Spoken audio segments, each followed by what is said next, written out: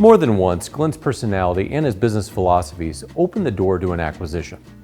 A visit to Rochester during Glen's time in the Senate led to a discussion with Al Tuttland, the owner of Schmidt Printing in Byron, Minnesota. Al needed to expand his business and appreciated Glen's leadership style. Glen recognized Al's dedication and believed his vision for Schmidt would be a good fit with Taylor. I went down to Rochester because I was a state senator, and they asked me to come down and do a speech to their Chamber of Commerce. We had lots of people there. It was a good meeting. Afterwards, Al Tuttland came up to me and introduced himself to me and said that, you know, your speech and how you do things is exactly the way, what I believe in. But he said, I'm at a place in my business right now that I have to expand, and if I expand, it's going to cost me millions of dollars. And at my age, I don't know that I want to go out there and take a risk on millions of dollars. And asked me if he could meet with me shortly after that. We did. And he said, I'd like to sell the company to you. At Taylor, you know, we were in the printing business. We didn't get into the long-run catalogs or long-run publications. That was such a competitive market with Brown, World Color, R.R. Donnelley, and all those. But Schmidt was the next level down. Now you support these publications. That's why when I was at Brown Printing, we looked to Schmidt to help us support our customers. Okay, so that's why Schmidt became a very logical move, because they're at the next level, right below that. So freestanding inserts, blow-in cards at the time, all those short-run, so-called anywhere from 4 to 8 pages, Schmidt was good at that. And that took a unique, not just person, but style of operation. And Al had developed that there. They were quick. The make-ready was quick. They got the work done quickly. And so they had their costs under control. So again, it made sense for us. It was a different market, and it supported the long-run printing market, and there was a future for it. And he gave me a price, and it was a little high.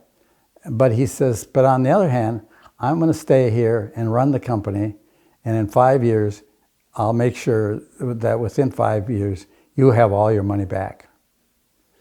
And there's one of those people that I just trusted just meeting him, that no matter what, this guy I know was talking from his heart, and he's going to do it.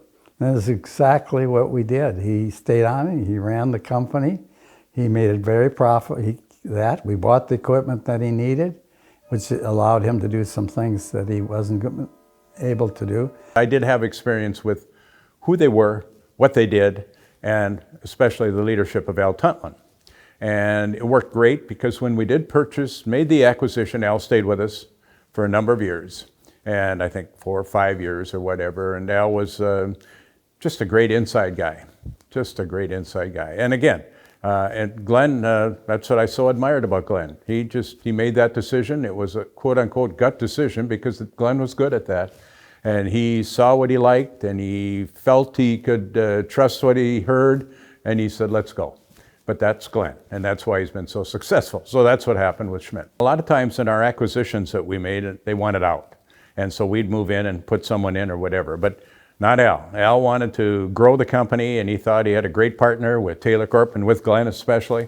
So he said, let's go make it work. And then when he retired, we advanced a couple of people that were in his management group to the top. So he got everything he wanted, and I got everything I wanted, and he was a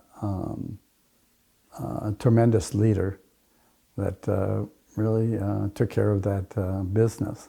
We really had some good leaders at that time. The leadership enabled us to grow, and the opportunity was there. And then the security was that we take care of our employees, because our job as a leader is, how can I help you do a better job? Glen is a strong visionary, and I know that in the years I spent with Glen, there were a number of times in a corporate, we'd have our executive meetings or whatever, and we'd probably be discussing something, and you weren't sure if Glen was really with the discussion, and all of a sudden he'd ask a question or two, and son of a gun, he was 2 miles ahead of us. He was so good. He was a visionary, and so his vision really is what enabled Taylor to be successful.